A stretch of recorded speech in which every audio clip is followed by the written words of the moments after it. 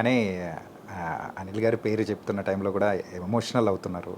అది ఎందుకో ఏంటో.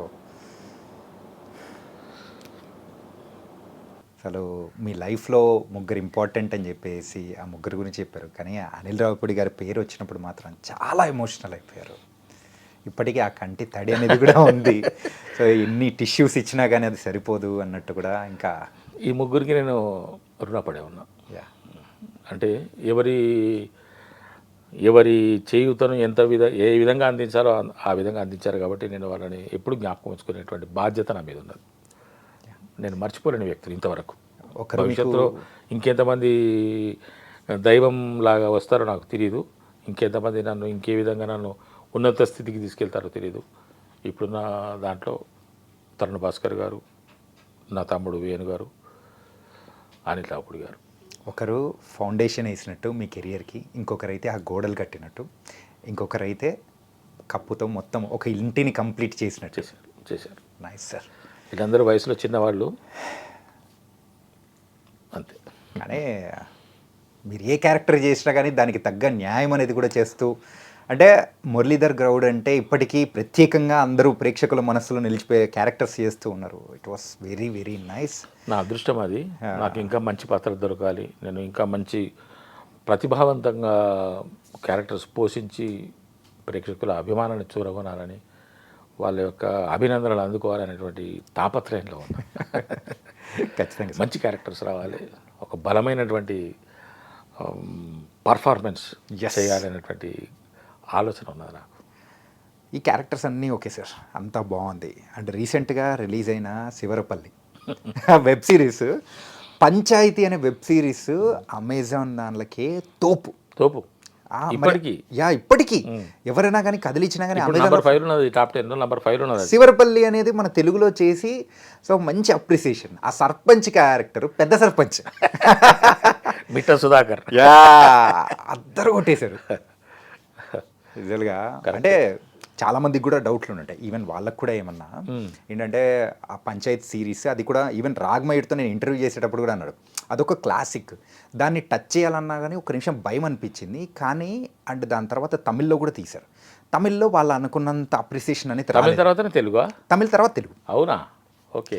అప్రిసియేషన్ అనేది కూడా అక్కడి నుంచి రాలేకపోయింది. కానీ తెలుగులోకి వచ్చేటప్పటికి మాత్రం కొంచెం అనిపించింది. అయినా కానీ ఇక్కడున్న నేటివిటీకి తగ్గట్టు పర్ఫెక్ట్ న్యాయం చేసేసారని చెప్పేసి నిజంగా మేము కూడా చాలా బాగా ఎంటర్టైన్ అయ్యాం సార్.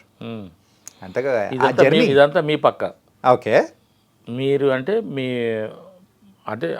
ఆ యొక్క ప్రేక్షకుల పక్క, వ్యూవర్స్ పక్క. మేము నా వైపుకి వస్తే ఈ సినిమా సార్ పంచాయత్ అనే ఒక డిఓపి గారు నాకు ఫోన్ చేశారు. ఇప్పుడు కాదు, లాంగ్ బ్యాక్. ఓకే సార్, ఒక పంచాయత్ అని ఒక వెబ్ సిరీస్ ఉన్న సార్ హిందీలో, మీరు ఒకసారి చూడండి. దాంట్లో ఒక సర్పంచ్ క్యారెక్టర్ ఉంటుంది. యాక్చువల్గా సర్పంచ్ లేడీ, కానీ ఆమె భర్తనే సర్పంచ్గా ట్రీట్ అవుతుంటాడు. ఆయనే పూర్తిగా నడిపిస్తుంటాడు వ్యవహారం అంతా.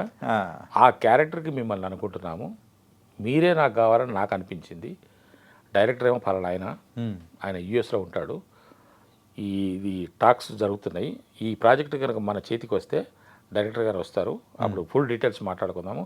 జస్ట్ మీకు నేను హింట్ ఇస్తున్నాను, మీరు ఒకసారి ఆ వెబ్ సిరీస్ చూడండి, ఆ సర్పంచ్ క్యారెక్టర్ని మీరు ఒకసారి గమనించండి, పరిశీలించండి అన్నాను. సరే సార్ అన్నాను. ఆన్ చేసి చూసిన పంచాయత్ అని చెప్పేసి అని వచ్చింది. ఆ సర్పంచ్ క్యారెక్టరు ఫస్ట్ ఉప సర్పంచ్ అతను అది మాట్లాడుకోవటము ఉన్నది. సర్పంచ్ కోసం చేస్తుంటే సర్పంచ్ అటు నుంచి రావడము, సర్పంచ్ సాబ్ వస్తున్నాడు అని చెప్పేసి అని అక్కడ కనపడగానే నేను ఆపేసిన. అదేంటి చూడదలుచుకోలేదు నేను. ఓకే.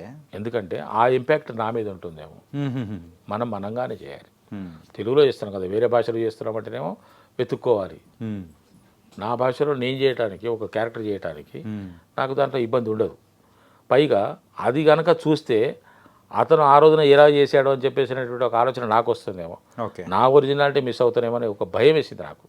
కాబట్టి దాన్ని అక్కడే ఆయన చూడగానే ఆపేసాను. ఇంకా ఈ ప్రోగ్రామ్ మీరు నుంచి షిఫ్ట్ అయిపోయింది. అది ఉత్తరాంధ్రకి వెళ్ళిపోయింది ఆ project. Okay. Back drop Telangana కాకుండా ఉత్తరాంధ్రకి వెళ్ళిపోయింది. ఉత్తరాంధ్రకి వెళ్ళిపోయి వాళ్ళు అక్కడ వెతుకోవడము చేసుకోవడం జరిగింది.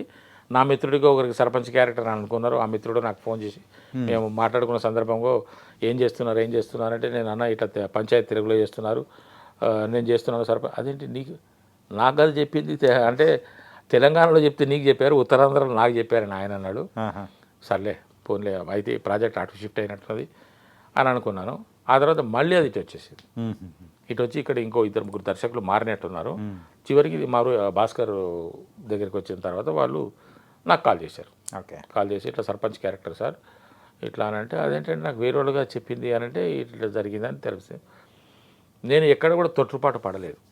ఇప్పుడు ఆ శివరపల్లి మిమ్మల్ని ఎంత ఆకట్టుకుంటుందో, మిమ్మల్ని ఎంతగా ఆనందింపజేస్తుందో నాకు తెలియదు, కానీ నేను మాత్రం ఆ శివరపల్లిలో సర్పంచ్ క్యారెక్టర్ చేయడానికి ఎటువంటి తొట్టుపాటు పడలేదు.